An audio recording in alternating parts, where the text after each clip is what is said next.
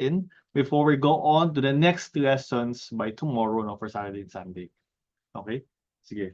So, before we go to yung siguro yung mga nag-chat na mga tanong or what I've noted here na mga common na naging questions or discussions, meron ba kayong tanong?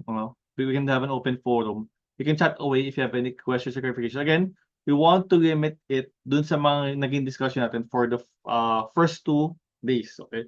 I think, ikaw, Boss Carlos, meron kang request for market analysis. So for that one, let's discuss first over the weekend. No? So I won't be doing the lock-in for that one. We'll be doing the lock-in next Friday. Okay, for that one. Sige, so type away lang if meron kayong mga tanong before I go to yung mga na-chat na mga usual questions. Sige, meron ba kayo dyan? Ang pinaka-common na nakita ko naman would be sa MA trailer, yung mga tanong. Ano pa bang gusto yung i-discuss ngayon for the lock-in specifically? Sige, ask away lang dyan.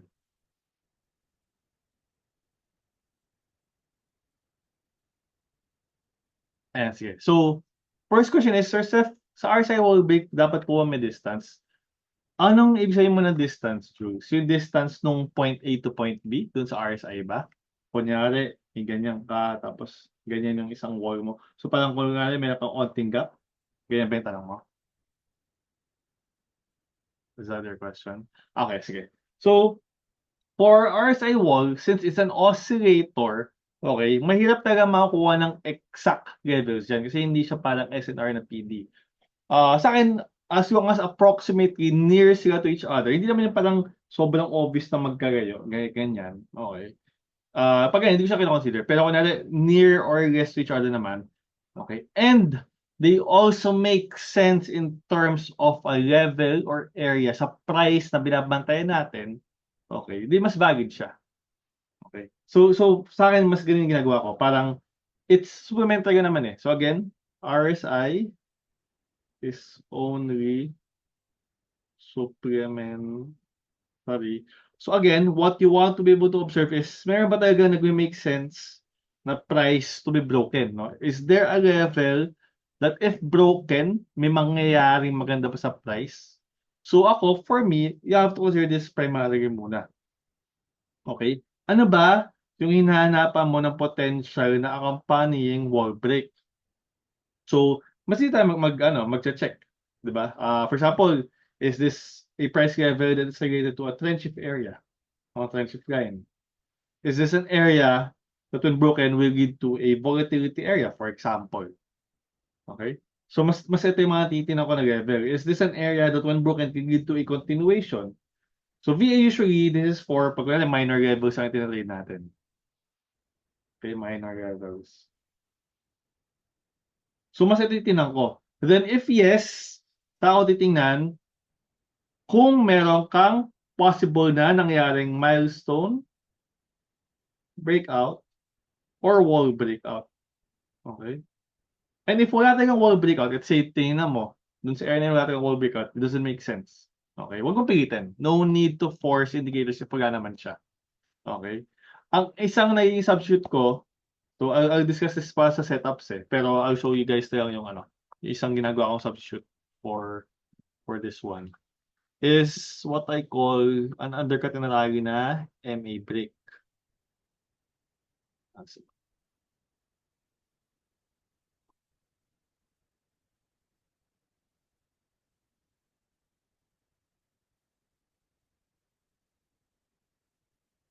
Okay. So, no need to force indicators kapag wala naman talaga. So, for example, I'm trading Nero. Okay. And nakita ko na yung historical trailing niya is doing what I call an undercut and rally within this MA here, no? So, business ko sa breakout pa na concepts dun sa setups natin. Pero for example, meron kasi ibang MA triggered C, this is your 10 and 20. Sometimes you have your trails above the 10. Sometimes it will undercut, meaning mag-breakdown siya sa isang MA trail, but then lagi above it. So, ibig sabihin, 10 pa rin naman yung trail niya. Meron yung tinatawag na overshoot. So, why do overshoots happen? It's because hindi naman talaga exact ang SNR. It's always going to be an area wherein ang mas important would always be a transition between a certain key level. For example, meron kang SNR dyan. So, normally, yung mga overshoot. Minsan nga, ito pa, I'll discuss this sa power of three concepts. Ito pa yung nagiging driver para umangat siya lalo. Okay? Ang pinaka-importante when it comes to breakdown would be the transition. No? Kunwari, papunta siyang pababa, lower high. Okay? Pag breakout naman, ano importante? Yung higher low. Okay? So, normal lang na magkaroon ng overshoots, which is yun yung gumagawa ng what we call as an undercut and rally concept. So, yung undercut and rally na concept, I learned it from Sir Spyflat, but it's also used by other traders sa market. Okay? So, minsan naman, we do an undercut and rally sa 20. Okay? 20 MA. So, if minsan walang walang RSI context or RSI stock doon sa hinahanapan kong trade entry, okay, I also try to see kung merong undercut and rally na confluence dun sa higher time frame ko na MA trade. For example, for Nero, okay, again, huwag mo muna siya isipin, I'm just showing you guys the concept of it. On ko lang yung H1. Okay, so what would happen would be, ito yung gagamitin ko na kasamang context for my entry. Let's say this is the trend shift break plus undercut and rally breakout. So dito yung entry ko. Pero for this one, may confluence naman siya ng RSI 50 milestone break. Yung naging entry for this one. Okay. Ito sample ng cut yung unang entry. Okay. But if you notice, what happened here is nag-resist yung RSI wall niya, no? Area here. Okay. May break lang siya, pero bumalik din ang below. Okay. Then yung next na success, which is yung entry today, would be this one. Okay, ito. So, ang naging proper timing, which is this entry. Okay. So, if you notice, ito yung naging trend shift dito. Okay. Ito yung box, breakdown. So, ang entry would be this higher low here. Wherein, if you notice, okay, medyo vague. Bakit? Kasi wala siyang RSI wall. Again, huwag natin pipilitin. No? This would be the 2-point touches. Pero if you notice here, okay, higher to. Okay, if ito, hinanap natin ng wall break as well. Okay, if you notice, wala naman nangyari. Okay, wala nangyaring wall break. So it's just a normal RSI 50 breakout. Okay, na nauntog dito, tapos bumalik. Pero again, ang ginawa nating substitute stock would be the undercut and rally. So I'll be sa setups, pero minsan talaga wala namang RSI wall na kasama. So we'll be doing what I call a substitute for that one. Ito something that I've been backtesting. Okay, when it comes to yung concepts ng MA squeeze as well. Again, huwag mo naman masyadong isipin, pero ang concept lang would be, I'm showing you guys na hindi natin kailangan pilitin if wala talagang RSI wall breakout. We have a substitute for that. Okay, yung MA undercut and rally signal. Okay, this is the setups. Here ba guys so far sa RSI wall? So what you do is, look at price first. Does it make sense? Is there a proper context for price? Then sa kanya tingnan kung meron siyang kabangga na RSI milestone breakout or RSI wall breakout. If wala, don't force it. Just look for a different kind of confluence to stack. That will tell you na, okay, this is a possible timing na for your entry. So ito, ang naging stack nito would be the timing based on the MA concepts. Yun natin na stack for the price breakout.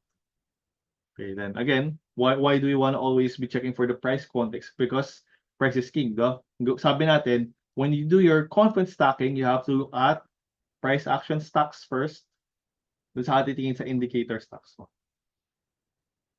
Because your price action stocks help you understand the context. Especially yung where and when. Analogy. Gagawin ito. Dito muna kami start.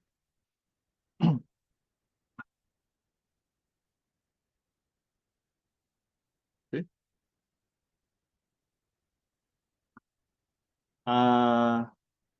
Ito may tanong sino on trails. But I think we can discuss this later when we go to yung trails na review. Okay. Tapos yung TSL, tanong naman ni Cargo, I'll discuss this ngayon din. I will go through your homework. So ito. Okay. Okay. So if ito yung mga tanong, I'll go na dun sa mga naging common questions. Okay, sige. So one of the, kahit intangibles guys, magtanong kayo Okay, so yung isang tanong dito sa chat natin and it would be how to study.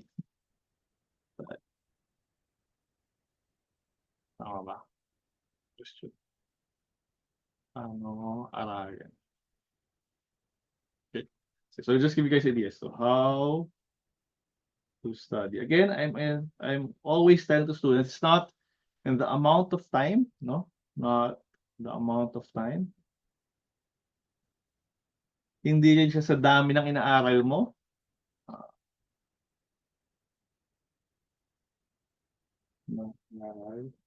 Okay? Kasi bakit? Minsan, ang dami yung ginagawa. Let's say you spent a lot of time, pero ano nangyari? No direction, no? Pag ganyan-ganyan, walang direction, or madaming distractions. Okay, minsan naman, ang dami mong inaaral, pero ano nangyari? Okay? They could either be overwhelming, iba pa, non-value adding. Okay, yung iba, they don't make sense together. Now, ito yung pinaka-important na keyword here. Okay? Some concepts kasi, or yung mga tinuturo sa inyo, or maririnig nyo sa iba, okay? Let's say you're enrolled in multiple programs, you're going through different YouTube, nagkakaroon ka ng mga, what do you call this, indirect mentoring from other sources, whether it's books, podcasts, or mga videos, they would make sense on their own. But you have to understand that trading comprises of an entire system wherein madaming components yung system na yun, whether it's a system na kasama yung entries, exits, journey, everything. Okay? So point here would be, can you make sense of all the pieces of the puzzle together? So sa akin, ang important would be, ganun yung tingin nyo. Okay? Am I making something that makes sense all together pag pinagsama-sama ko yung components ko? Because if they don't make sense for now, no, dun sa binubuo nyo yung context, then discard or itabi nyo muna. Okay? So how to study? Ang very important would be, no, define muna. Define, which is ano sabi natin? Yeah, I want you guys to understand na yung way natin na dinadaanan yung workshop is already modular. Diba? Ang pinakauna mong i-define would be, how do you want your system to be and what kind of profile do you want to build? Okay? Start with the end in mind. Isipin mo muna kung ano muna yung gusto mong gawin na profile as well as system. Ito naman yung first step natin, di ba? When we discussed yung journey nyo as a trader. Then from there, it's very important to define, no, how would you create your modules for it. Okay, make it modular, no? Sub-modules mo as very specific topics. So if you notice, nakahati na rin naman yan. Again, mga would be market analysis, for example. Okay, you have to study. Gagawin naman eh. Understand mo muna yung concepts. Then from understanding the concepts, how would you apply?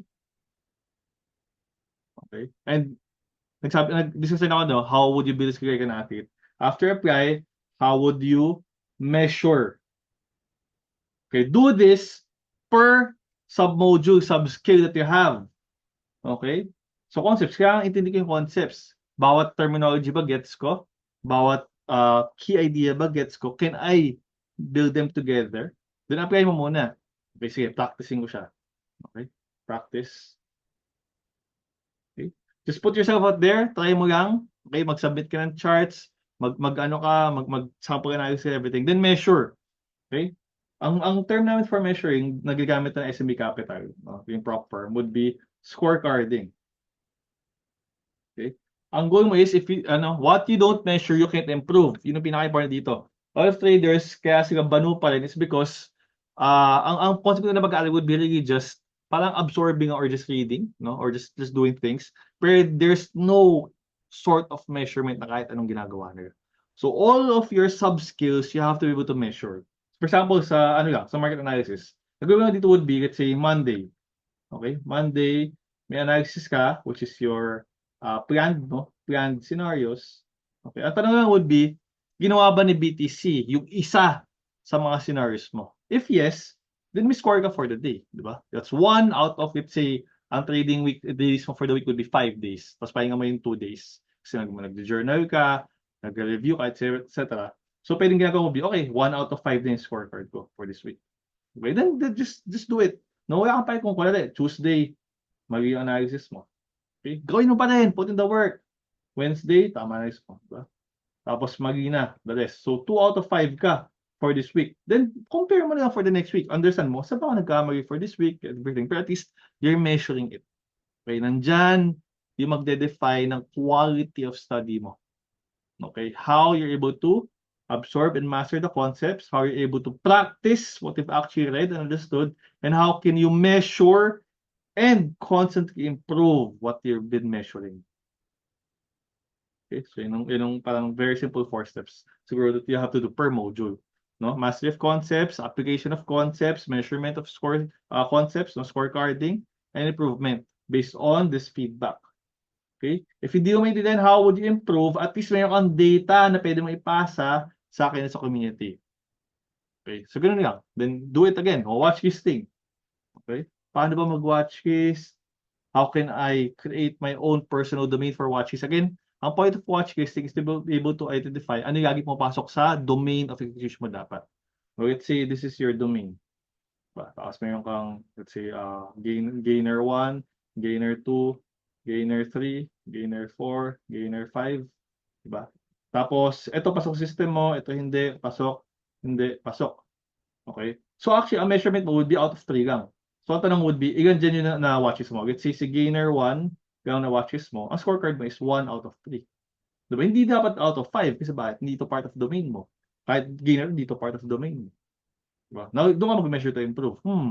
Ayun ko, pasok na pasok sa gusto ko maging system, may skill, etc. So, ganyan lang kayo mag-aaral. Always understanding the concepts, practicing the concepts, and measuring on how you can improve. Okay? So, if you notice, parang kasi nag-aaral ka as a student eh. Kasi ka naman yung estudyante. Diba? Meron kang mga units, naka-breakdown siya. Tapos, ang gagawin mo, aaralin mo siya. Diba? Mag-i-exam ka, so scorean ka sa exam. So, ganyan actually, kung gusto niyo na merong sense yung pag-aaral niyo sa trading. Talaga mag-i-improve ka pa ganyan. Okay? May questions kayo guys for that one? Yung sa concepts part, very simple lang nito eh. You can just chat. Okay? Pwede kayo magturo, mag-discuss ng mga concepts. Lagay ko ko na if needed. So yun, masaya ako dun si Vico, very good contributed to the discussion. So that's a good sample of that one. Okay, questions guys for studying. May tanong kayo on how you can study better as a trader.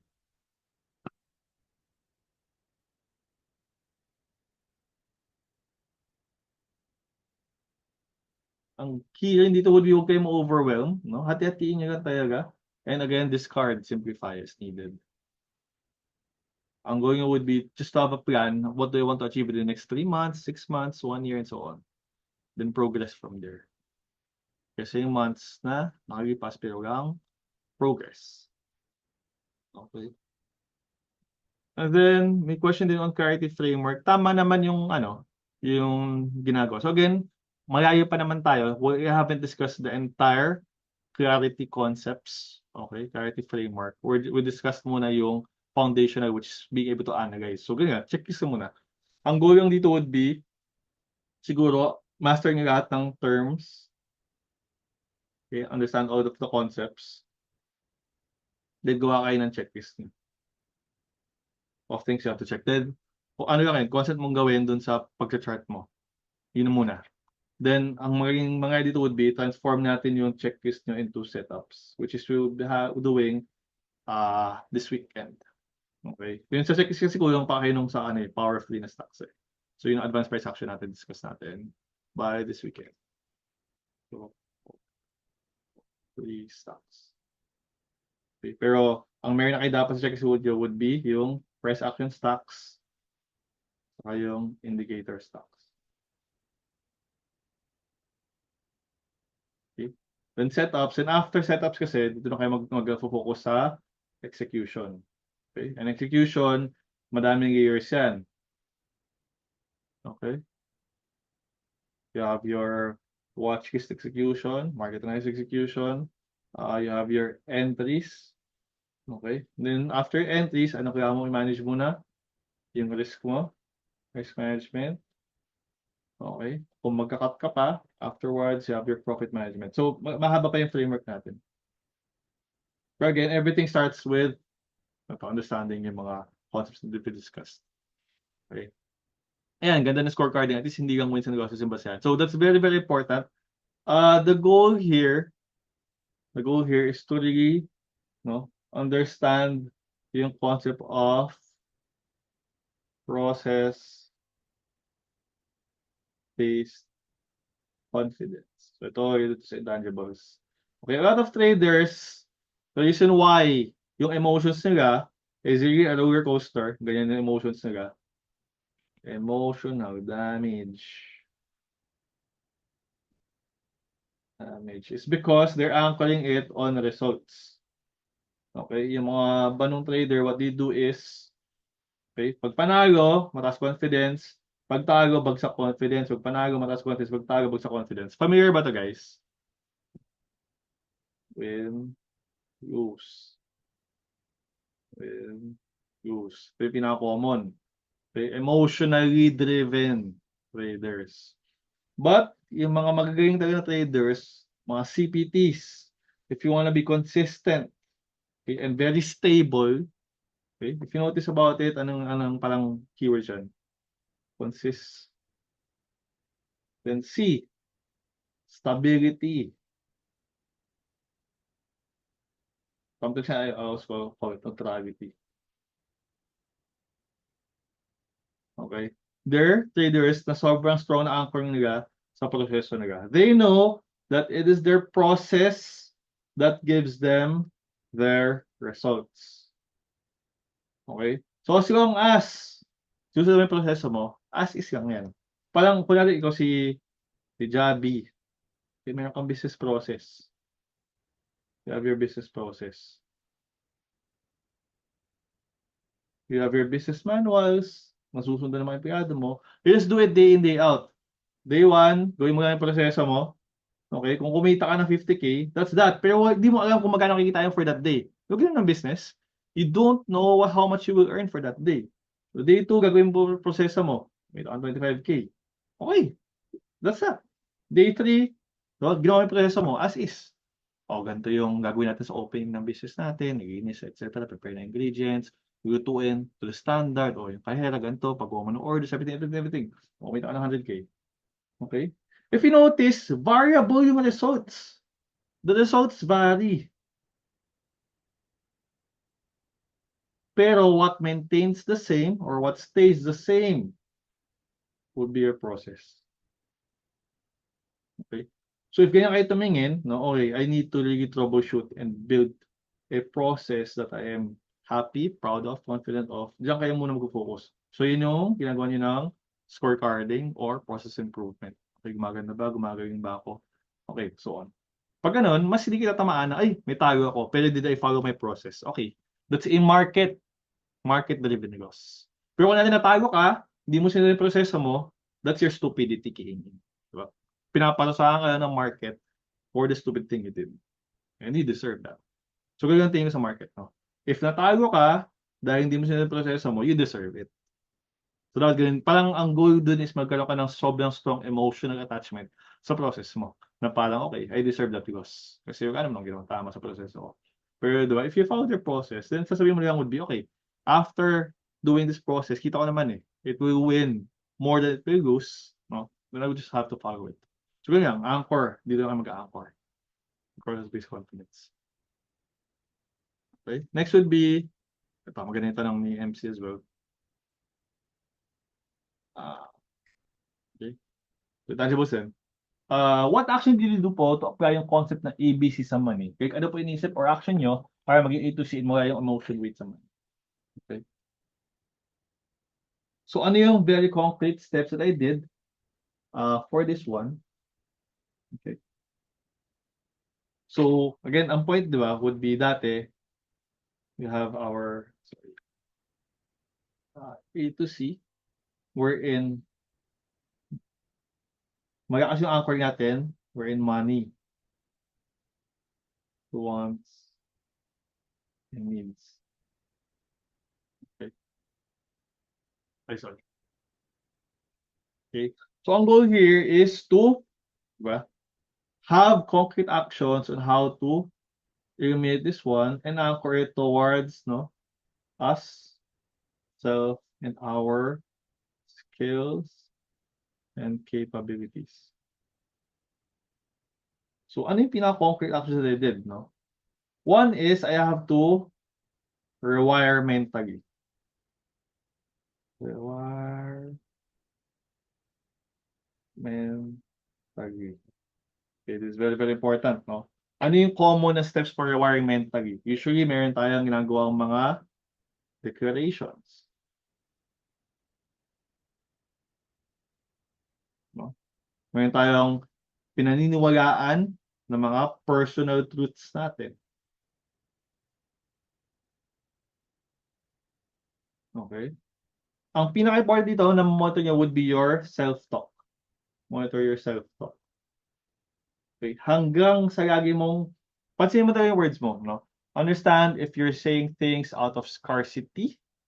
Okay, na parang, ang hirap ng pera, walang pera, laging ganun yung wording mo. Okay, you have to change that one. Because words have a very, very powerful effect on our mindset. So, dun muna ako nag-practice, no? I was very conscious of how I spoke and talked about money. Okay, I have to be able to be conscious about it para mag-kick in yung self-awareness ko and mas ma-attach ko sa sarili ko, mas ma-define ko, mas ma-rewire ko yung mental blueprint ko to operate out of abundance. Okay? So, ganun muna. The first regulations, no? Parang, money is not a problem. Okay? I need to focus on my skills. It is me that will give me my money, my wants and needs. So, ganun muna. Mayroon ako mga ganung constant rewiring. Ang goal is sa be to have muna. Sa be ko muna inayos. Okay? B aspect. Now, next would be, I have to have a strong anchor towards skills development. Okay? Actual skills development. Now, ito yung problema sa iba when it comes to money problems. Okay? Gawin nyo ng paraan talaga. You have to concretely do things about this one. Okay? Madaming paraan dyan, no? Whether sa employment mo, okay? How can you upskill sa current work mo? Diba? How can you become more valuable sa workplace mo? Okay? Hanap ka ng paraan to really carry out concrete actions para ma-feel mo na, oy, let's say, na-promote ako, nakahanap ako ng bagong trabaho, tumaas yung salary ko because I did these steps. Hindi ko hinap-map or hinabol yung pera but because I did these exact steps, okay, tumaas yung monetary value ko. Okay? Again, madaming paraan yan, no? Whether it's employment, cover ka ng lahat. No? Hanap ka ng, let's say, business opportunity. Okay. Kasi nga for me, yung trading, may hintay naman kayo niyan. Okay, yung trading may hintay kayo niyan. Kasi be do have eh. Okay. Think of it, dati kasi iba talaga ako sa mentor na parang, uy, gawin mong buhay mo yung trading. Okay. Pero nung nag-mature na ako, when I was able to understand my students more, when I was able to understand na iba-iba talaga tayo ng mga sitwasyon, ng mga backgrounds, okay, maganda kasi very well prepared ka talaga mentally when it comes to trading. Hindi yung parang you have this pressure to earn. Okay? So if you have the pressure to earn, it's very, very hard to succeed as a trader. So hanap ka ng way wherein you really look at trading as initially another source of income, then saka mag-decide kung happy ka na siya as a partial source of income or if you wanna grow your trading business as a very big source of, you can say, full-time equivalent na income. Okay. Haka, Mr. President, anong pwede ko aralin? Ganun din. So, if you notice, study as well. Anong pwede ko aralin? Pwede kong i-try, execute. Okay. So, ganun nga ako. Parang, hanap ng paraan. So, ito, like for studying this one. Ako personally, talagang ang hilig ko mag-aral ng mga ganang bagay. Like, ito, ang ginawa kong study kasabay ng trading ko would be sa e-com. So, mayroon ako mga naging e-com mentors, I enrolled in different kinds of e-com programs. Kasi, yun yung ginawa namin ng business, especially nung nagkaroon ng pandemic. So, sakto, if you notice, no, talagang it's opportunity, plus, what do you call this? Preparation plus opportunity equals luck. So, kung hindi ako nag-aral ng e-com back then, kasi gusto ko na agad yung mga Lazada, Shopee. Tapos nagka-pandemic pa. Diba? So, kung hindi pa ako nag-aral back then nung about e-com, hindi ako ready na mag-execute kami ng business ng pandemic. So, yun yung sample ng parang skills attachment lang. Diba? Ang daming mga tao na parang nahihirapan ng pandemic, pero dahil nag-attach ako dun sa concept na, okay, constantly upskill ka, constantly aral ka. Nade-touch talaga yung utak ko about money, about scarcity of money, but instead, always look at opportunities. Okay, e-com. Yun sa akin personally, business opportunity, tapos, and then, trading skill. Trading as a skill. So, what else to supplement or complement this concept other than just understanding this one and executing it? So, talagang aral ka na aral ng trading in the sense that you see na ang goal mo is to create a framework or process that will lead to results. Okay? So, sa akin, nung nakita ko na parang, parang ang nangyari is siguro yung when I did this mindset na parang skills, inood ko yung recreation na yon, anong nagbago sa tingin ko sa trading? So dati kasi ang tingin ko niya sa trading would be money. Yan ang tingin ko dati. Okay? Kaya din kasi pag ganito yung tingin mo, nagkakaroon siya ng object syndrome, di ba? Si mentor A, may port snap, di ba? Program B, okay? Port snap. Okay? Kasi yan. Okay? Pero nung na-dial down ko siya, nung na-simplify ko siya, trading as a skill, okay, siguro nawala nga yung, parang nawala yung shiny object syndrome. Object syndrome. Nawala yung envy for results of others. Okay? So, nung nawala to, nabawasan to, doon yung nabawasan sa akin attachment ko for money. Which is, again, ang ginagawa nito would be, they're flexing the money. Wala nag-flex ng hard work masyado. Okay? And doon ako mas attached sa hard work. Okay? Yung work behind the scenes. Okay? Mas naging obsessed ako understanding, di ba? Ano ba yung naging buhay ng grades. Kung sa trading man, you're just talking, interacting. So sa akin, doon ako naging parang active sa community.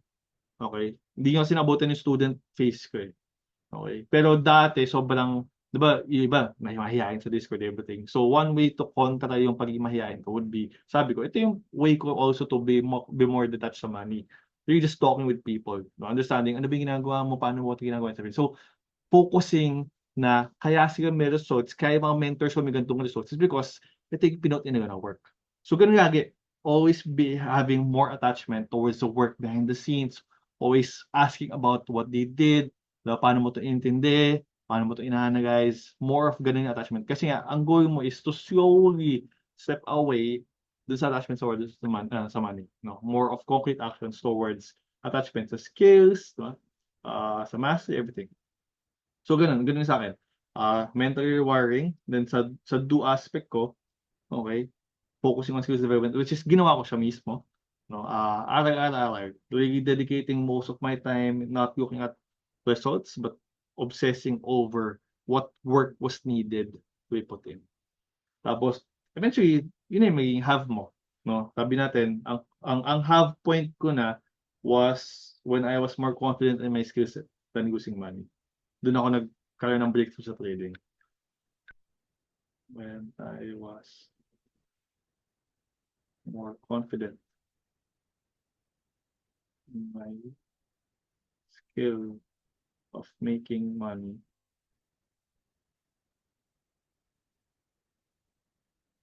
than the idea of losing money.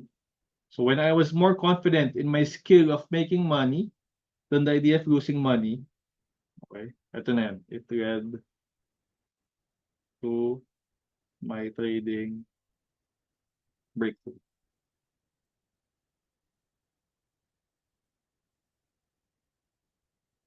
So ito na yung parang end result nun. Na parang, okay, talagang put in the effort to build the skill, trading as a skill, then eventually ma-acquire mo siya. Uy, have ko na, nasa have state na ako. I can define my trading as a skill. Kasi yun ang pinakakailangan mangyayari dun. Sabi ko nga sa inyo, it's very different if you're just gambling. Okay, gamblers, kasi nga yung iba, akala nila sugaro sila, pero yung mga professional gamblers, they're not gambling. So they have the skill, they have systems. Some even have money management in place. Okay, so if you're able to to remove this, kasi nga iba sa inyo pag tingnan niyo, no, wala naman talaga sunod na rules for buying, selling. Kahit na nanalo ka, it's not different from winning in a casino. Okay, so kailangan maging sobrang strong ng concept sa inyo na, okay, I have to build what I call a trading skill. Literally, alam ko kung saan ako mananalo, saan ako manatago, ano yung domain ko, ano yung ignore ko, when do I buy, when do I sell, so on. So, yun yung answer for that one. May question kayo guys doon?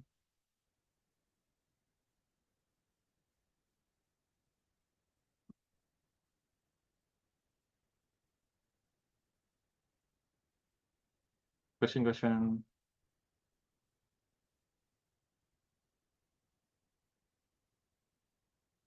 Okay. So, hopefully, slowly, no, nagiging ganun na rin yung mindset nyo. Nagiging strong na ba yung ganung concept sa inyo? Nawawala na dahan-dahan yung FOMO effect, yung parang kumbaga, nasabi niyo, okay, kailangan ko muna mag-pause, mag-consolidate, kumbaga. Okay? Then have a clear picture of how I would build my skill. Okay. Doon muna. Pahinga, paano, kumbaga, take a pause muna, then I calibrate from there. Okay? Sige. So, doon na tayo sa MA trail concepts ng mga tanong.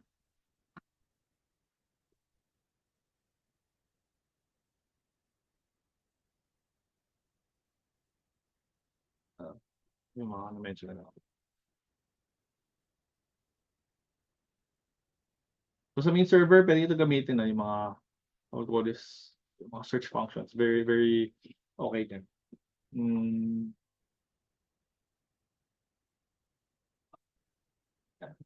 so, sa bond, question on bond.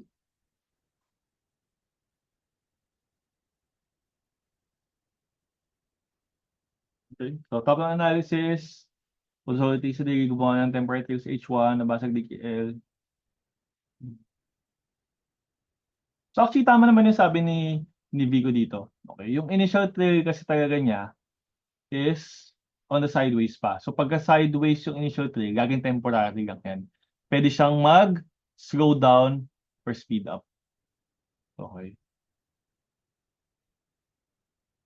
So, pwede na siya consider yung temporary trail ulit. Kasi lagi naman yung first attempt, yung temporary natin. Pwede mo siya consider. Okay.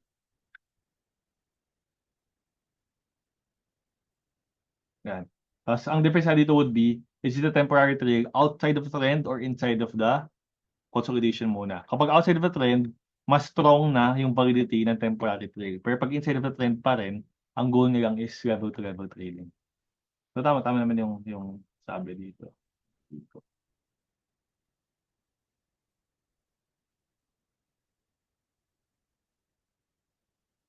Uh, Then, context, bakit bumalik yung trail from H4 MA20 to H1 MA10, I20.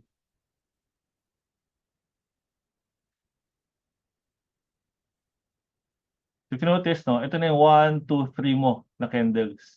Okay, so ito, puro H1 yan. So if you notice yan, H1, H1, H1. Afterwards, sa power of 3 to eh. Huwag mo agad isipin na gagawa ulit ng H1 continuation. Yun kasi may isa na namimiss sa ibang tao. Diba? Pag ganon, wait mo na lang muna kung ano mangyayari for the succeeding candles. So since nag-potential stop and go siya, saka ka mag-switch to potential H4 na trail. Okay. Ganun siya for me. Yung pinakamatitid mo dyan would be, eto, siguro, yung second pa. Yung second na H1, MA20 pwede na. Kasi ito yung parang sample trail mo, ito na yung totoong matatrade natin. So, okay lang, overshoot pa rin yan yung ganitong consideration for this one. Ang goal is sumalagpas siya and magka-cut siya near or within the 20 MA, which it did naman dito. Okay? Ano pa ibang questions sa MA thread? Sir, pwede bang simplification na thought process pag sa trails is minsan may temporary trail inside of a range tapos kapag nag-break ng range, nagkakaroon ng reason ng pag-speed up. Nagkakaroon ng momentum trail sa temporary lang tapos babalik din sa true trail.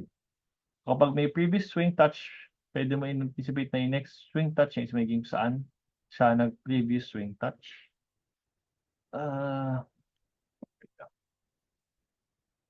Tama ba yung understanding ko dito? For example, you have a consolidation. Okay. Then up and down movement. Okay. Then meron kang ganitong movement. Okay. This is your temp trail. Okay. Now, pag na-breakout siya, minsan bibilis yan. Okay, pwedeng ganyan yung movement niya. Tapos, babalik siya sa true trail. Tama ba? Yun ang ibig sabihin mo, Nosgan? Okay. Now, usually, one way na check ko to would also be based on yung daily, yung ATM ko plotting. Okay. Kunyari lang ganito yung maging ATM plotting ko. Let's say, this was an ATM. Okay. So, let's say mayroon ko ang isang player dyan. Let's say, and ganyan. So, I check next kung kailan yung pwedeng potential na next day setup. Kunyari next day, meron akong ganito. Ito yung 8 AM the next day. It means that for me, itong previous close was a strong candle. Balik out. Na-imagine nyo ba guys, itsura niya sa daily? Sa Multi Finals. Kunyari 8 AM to, previous next day, 8 AM ulit to. Okay. Ibig sabihin, strong close yan sa daily. So sa akin, ang gagawin ko would be, for the day 2, so parang ito, day 1 to. For day 2, I would somehow anticipate a potential runner-runner pa din. So, trade ko pa din to. With the idea na, I am trading the momentum trail. Okay. So, ito yung gagawin ko based sa MA trail.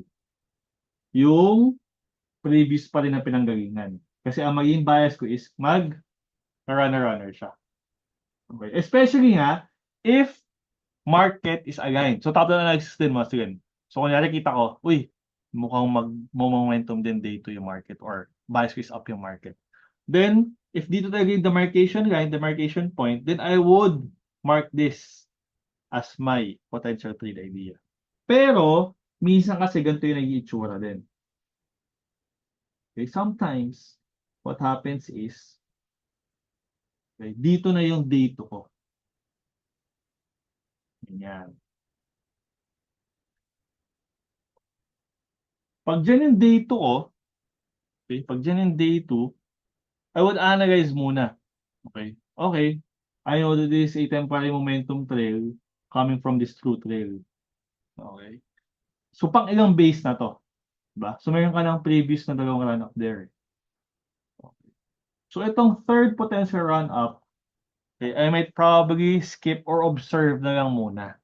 Especially if hindi ako conviction or hindi clear sa akin yung kung ano magiging daily na bias ko. So what I do is ito, pass ako dun sa swing there. Okay, wait na ako sa true trail. Kasi yung also time, minsan din tapos na yung naging setup bago yung next day candle. Okay.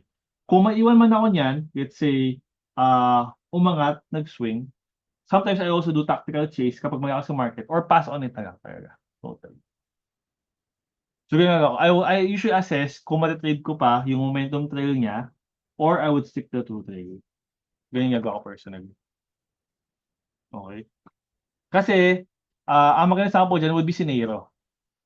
Si Neiro. Ang nangyari dito would be, if you notice, meron siyang fast trail sa day 1. Ito, 1, 2. Pero yung third niya, nag-iba na yung movement. No? So, meron siyang fast movement dito.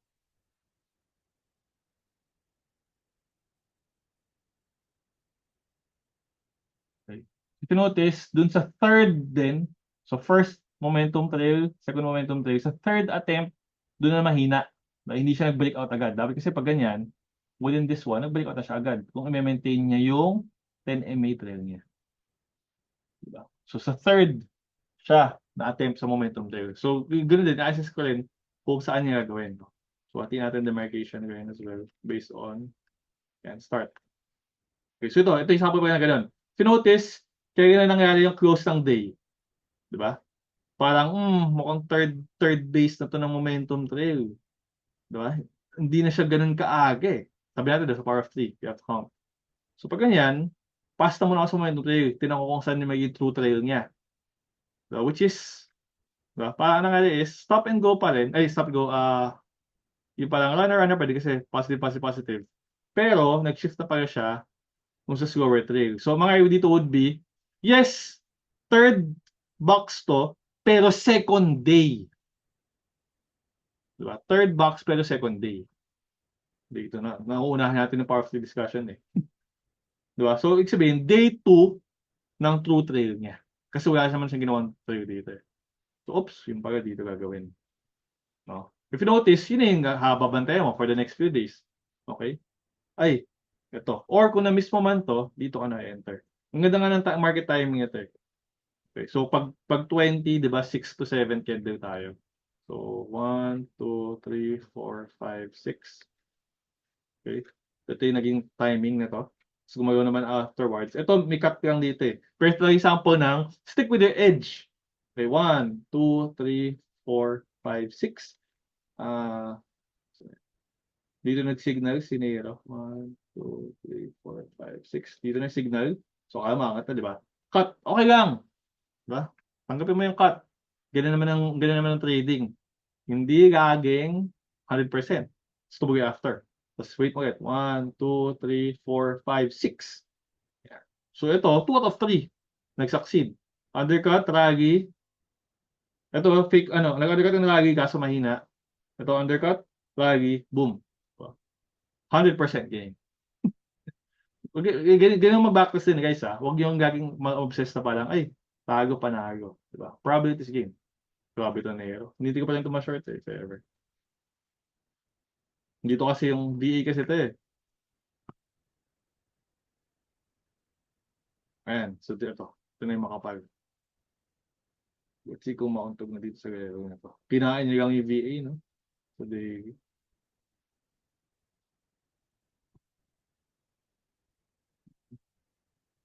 Sa third day na. Let's see kung mag-overshoot pa rin to.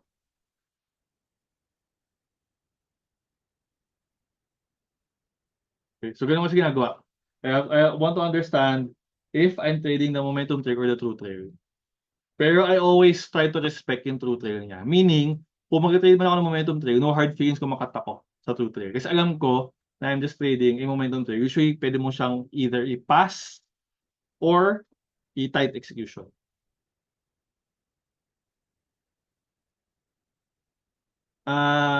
Sa MA trail, we mainly use it for identifying yung time frame combination natin. Paano ito when it comes to MAs on ETF? Yan, setups natin i-discuss. We can use it as a stack, as I demoed kanina, Vico. Pwede natin siya gamitin as a stack for the undercut and rally concept. Okay. Ang isa pang use natin ng MA trade would be understanding yung potential na sa market analysis yun eh. Market analysis.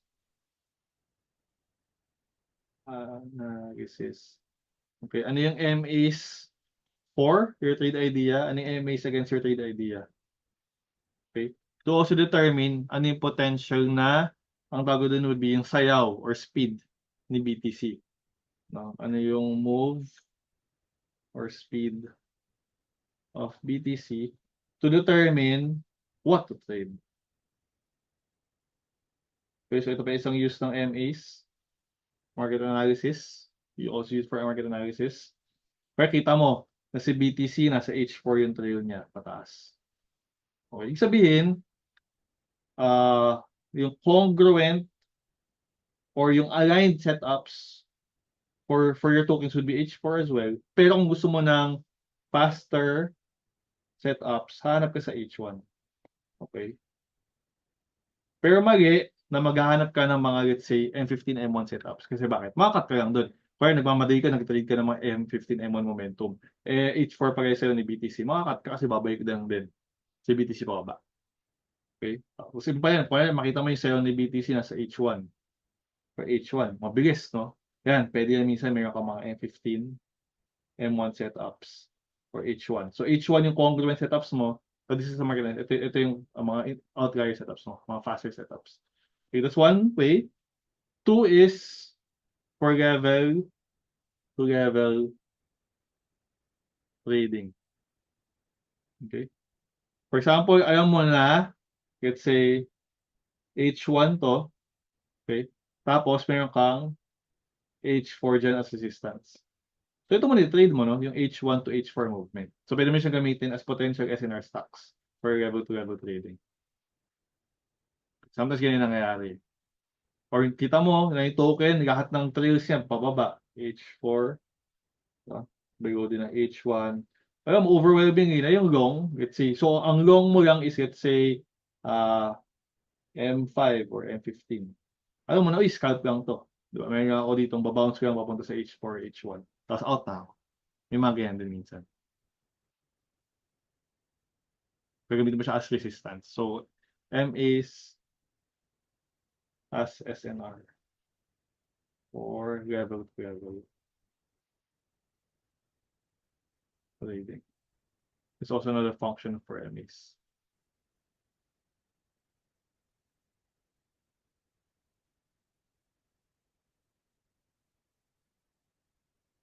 Okay.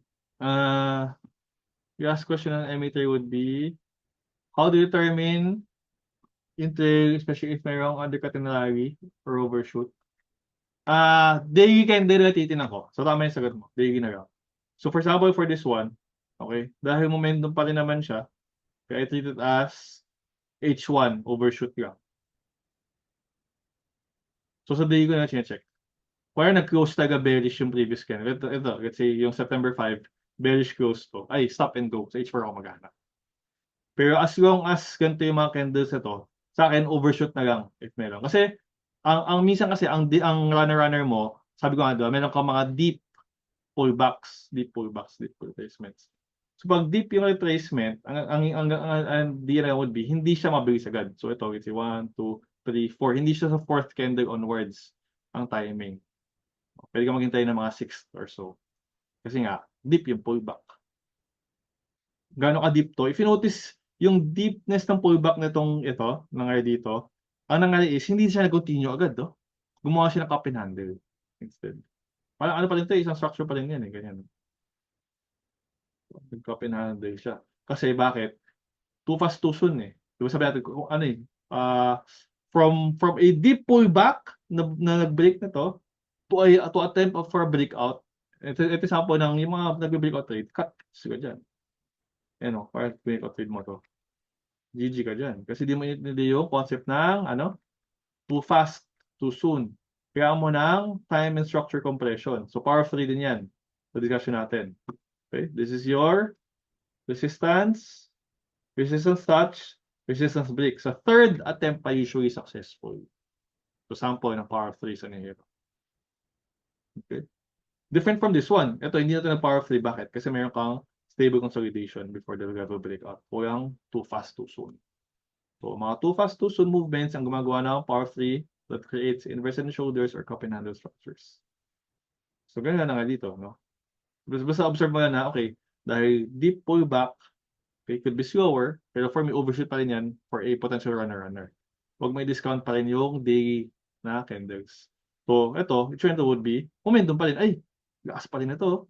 Kahit umangat na siya ng 172%, if this was actually weak, ano mangyari dito? Pabagsak yan. Sell off na. What the market did, hinold niya lang yung levels. No? If i-fib natin to, nag-hold siya ng sa daily. 38 fib levels. So, alam mo na, uy, they really want to buy this. Gustong bilhin ng mga tao si Nero. Wala pa signs of weakness. So, prepare ka for the day 3 candle today. Kasi momentum pa rin naman yan. Diba? So, momentum. Ang maganda pa sa day 3 mo is above na siya nitong stop and go dito. Meaning, VA ang kalaban mo. Ito na yung next resistance eh. Ayan, ito na kagapan. Which is, ayun, no? Ang biggest to win aakyat. Kasi VA. Habang nagkagantuhan tayo, no? Wait, pad. Yeah, example ng VA trading. May gugog eh. Okay, so ito yung reason ba't nag-slow down dito. Kasi mayroon kang post candle here. So, nag-slow down, tapos siya yung ginawang support before breaking out. Nag-ano lang siya. Nag-power 3 lang siya na build. Okay? Sige. Then last to review would be the concepts of trend shift. Okay? Si Onto yung gumawa ng homework. So for me, it's a reflection of how much time you're dedicating to trading. So, again, hindi naman ako kaya manita sa inyo. Market na maninita. I'll set na lang siguro yung sample na walkthrough. Pero ganito siya.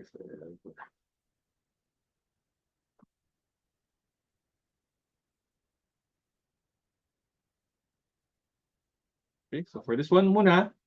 Okay, so given naman itong here. Okay, so again, we're starting out with a higher high and higher low boxes. So as is. Yeah, kunyari. Okay. Afterwards, meron kang consolidation here. As is ulit. Okay, tapos kita yun, no? Ganyan naman, 1, 2, 2 days pullback, hindi ka ng support, 1, 2. For your box here, expand natin. Yeah. Then breakout, ganun ulit, 1, 2, 1, 2. So, normal, weak box. And then this happened, no? Nag-breakout, tapos nag-equal lows. So what you do pag equal lows is you expand your range. Ganyan. Tapos wait for a breakdown, which happened here. Nag-breakdown. So pwede ka may temporary na demarcation line here. Kung tutuloy yung downtrend. Okay? What happened here was, okay, 1, 2, mayroon kang temporary low, 1, 2, temporary high, kaso, nag-breakout. Okay, so ibig sabihin, nag-expand. Yung potential downtrend box, nag-expand, nag-expand, nag-expand. Ito naman ngayon natin ngayon. Okay, tapos, wait ka for breakdown. Nag-breakout ulit. Nag-breakout siya, ano nangyari? Nagkaroon ka na ng, diba, equal highs. So what you do if there's an equal highs, you expand the range. Ibig sabihin, this one will now be a box here. Nag-gets guys yung kwento na expansions? So far? Nag-gets ba? Kwento ng box expansion. Okay? Then nag-breakout siya. 2 days, ito candles not broken. 2 candles not broken sa bottom. May box ka na dito. Hanggang sa mag-breakout. Breakout, akyat-akyat, 2 days not broken. Okay? Then, ganun. Ito 1 day ang hindi nag-breakdown, pero nag-breakout na eh. So, ito yung para box mo. Okay, then, momentum candles to. Bakit? Wala siyang 2-day rule lagi. So, 1 day, breakout. Stop and go, no? 1 day, breakout. Momentum, runner. So, dito yung next consolidation mo. Okay. Then, ito ulit, wala rin 2 days, no? Ito, meron kang 1, breakout, 1, breakout, 1, breakout. So, laging 1 day lang. So, no need to box to. Ang naging box mo would be ito. 2 days na, not broken the high. Okay, ito. 2 days na not broken the low. Dito yung box mo. But then, nag-breakdown. Now, since ito yung breakdown, saan yung trend shift natin? Dito pa yung trend shift. Diba? Tama. Yung trend shift. So, any movement here, sa break na ito, is not a downtrend yet. It's just an expansion. Diba? Nangyari would be, breakdown. From a strong box, naging normal box na. Breakdown, naging weak box na. But then again, di ba siya maabot sa equal lows? Pag nag-equal lows, and let's say itong price action, maabot dito, it will now become a big box like this one. Pero kapag ito, yung big box na to, nag-breakdown, gumawa ng ganitong candle, may downtrend ka na dito. Here guys, so far, how it moves from normal box, strong box, weak box, equal box, against expansion, to downtrend. Okay? So for this one, since walang ginawang breakdown or equal lows, it's still going to be a higher low movement. Dito. Breakout, two candles not broken. Support, rebound, two candles not broken. Box ulit dyan. Okay. Ito example ng magandang tanong ni Carlos, no? Sir, what if meron kang sobrang habang wick? Okay. I want to understand, ano yung context ng wick na yan? Okay. Is it part of a structure? Okay. Pag nag-body to boxing ba ako dyan, meron ba ako mga candle bodies dito? Okay, that will tell me na ito talaga yung consolidation range.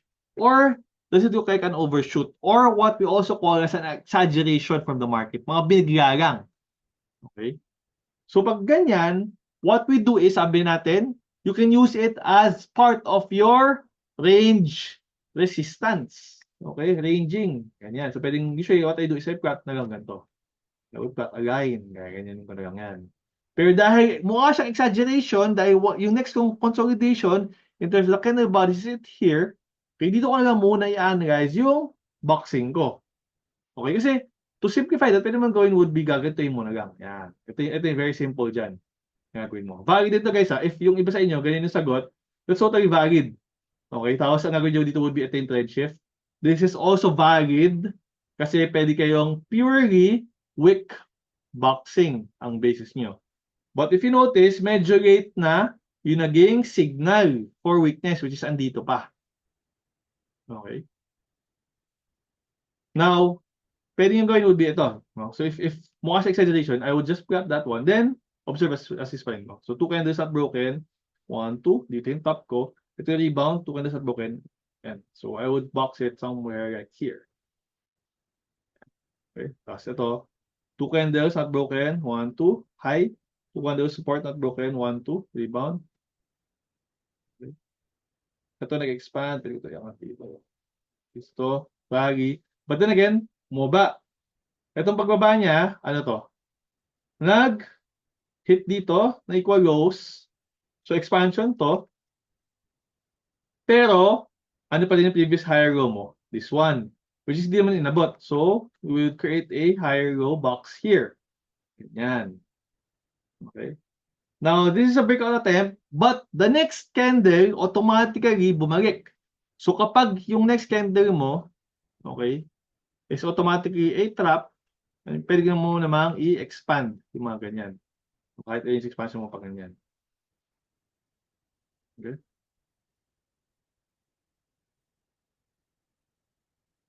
This is also valid na yung mga ganun.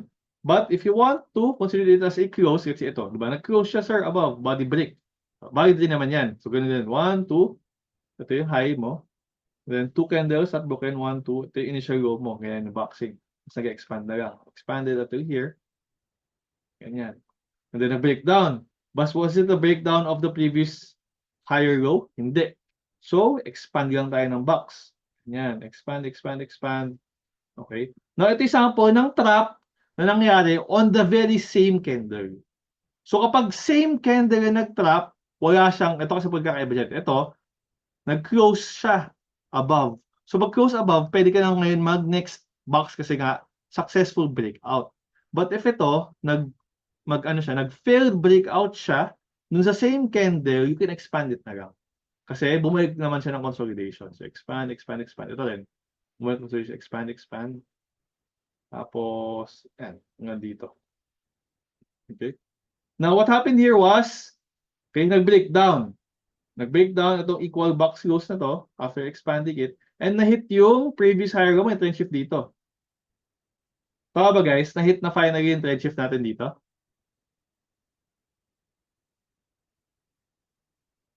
Okay? So, after yung trend shift, sabi natin, oy, pwede yan mag-downtrend if it breaks down dito or mag-sideways, which it did. No? Pag hit ng trend shift area here, nag-sideways muna siya. Ganyan. So, ito example ng kung observe mo yung exaggerations, tapos ipa-plot mo yung candle boxing inside of the range, meron ka mas early signal for weakness, which is ito na yun. Okay, ito na yung early signal mo for weakness. Okay. Yung nag-hit na to, levels here. Baka pwedeng, uy, medyo mag-out na ako dito. Kasi pwedeng mag-lower high na ako ng series.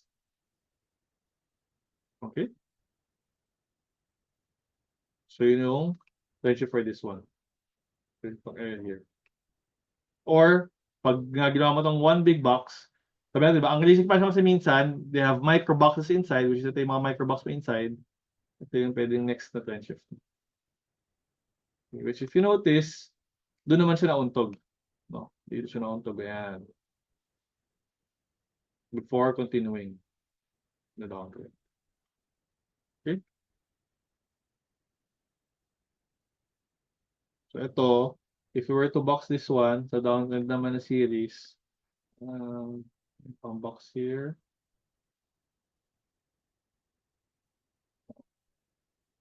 Tignan, 1, 2. Kaso yung sa highs, ito 1. Tama yun. 1 can do both things. Reaction. Lagi. Ito na yung next box natin. Expand dito. Tapos, umangat, nag-expand na lang paakyat. Pero dahil hindi naman siya break out of this area here, wala, hindi siya. Hanggang sa nag-expand siya. So, ito, kakainin rin pala. So, you have an expansion until here. Malaki yung box dito. Yan. Ito yung downtrend box niya. Doon talaga sa trend shift. Nag-rack. And then, momentum, 2 days, so, mag-break lagi. Ito yung next box. 1, 2, 1, 2.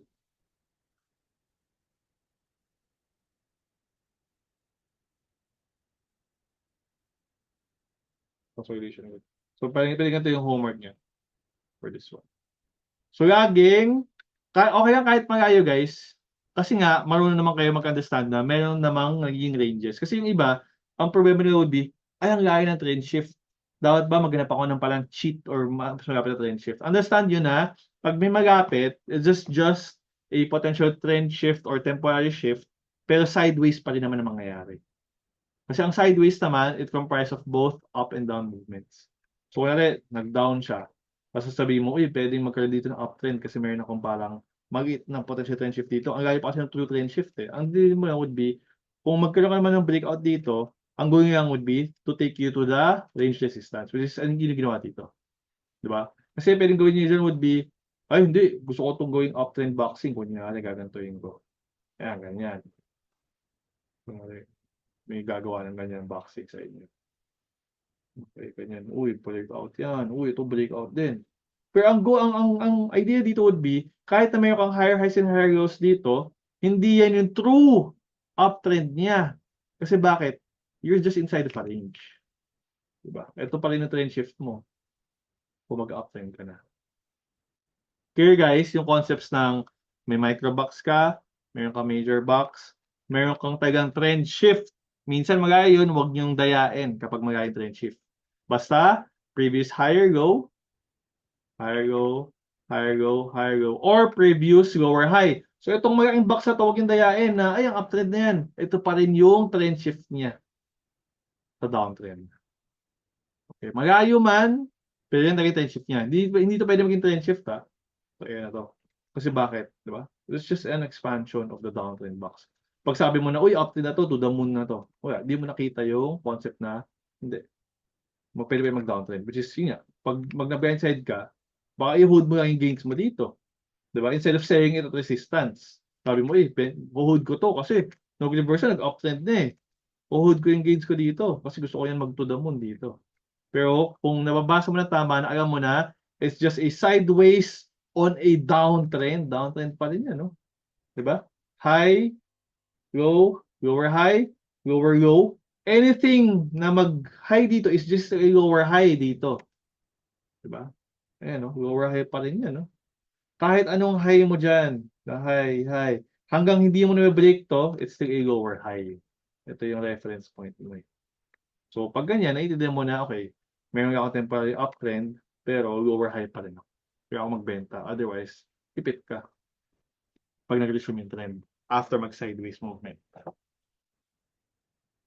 Okay, guys, clear? So, ano naman, feedback kayo mga homework nyo, I'll send din yung cheat sheet for this one. Pero at least nag-demo tayo ng isa para mas maging clear sa inyo yung picture ng trend shift. So again, to summarize it, okay, yung trend shift, again, previous higher low. So previous. Because your current na row equals your sideways area. Pag binalik yun or tinamaan, sideways pa rin yan. Okay? Pag naman bumagsak dyan, it's still a higher row. So, previous lagi ang reference point mo. Ganun din pag downtrend, okay, sa downtrend, previous pa rin ang reference point mo. Kahit anong breakout dyan, kahit anong mini uptrend yan, it's still a lower high from this one. Okay, temporary lang yan, expansion lang yan. Ito pa rin ang reference point mo. Always going to be the previous. Huwag niyo dayain. Kung gusto niyo man dayain, understand na, okay, I'm trading a temporary trend shift wherein it's just a temporary movement going to my next resistance levels. Whether it's a sideways range or naghanap siya ng lower high movement. Okay, guys? Any more questions before we end? Para makapahinga din kayo. We have a long session tomorrow. Medyo nag-OT tayo ng 15 minutes. Ngayon pa kayong tanong. So again, hopefully, nasabi niyo sila. Kasi ang goal natin is to lock it in before we discuss more concepts tomorrow. Okay. Sige. So if wala na, the Discord is open naman lagi for any questions, clarifications. Okay. Ang request ko lang sa inyo would be to make it more organized. Kasi if you notice, no, ako na yung nag-organize. No? What I do is pag may tanong, ilipat ko dito.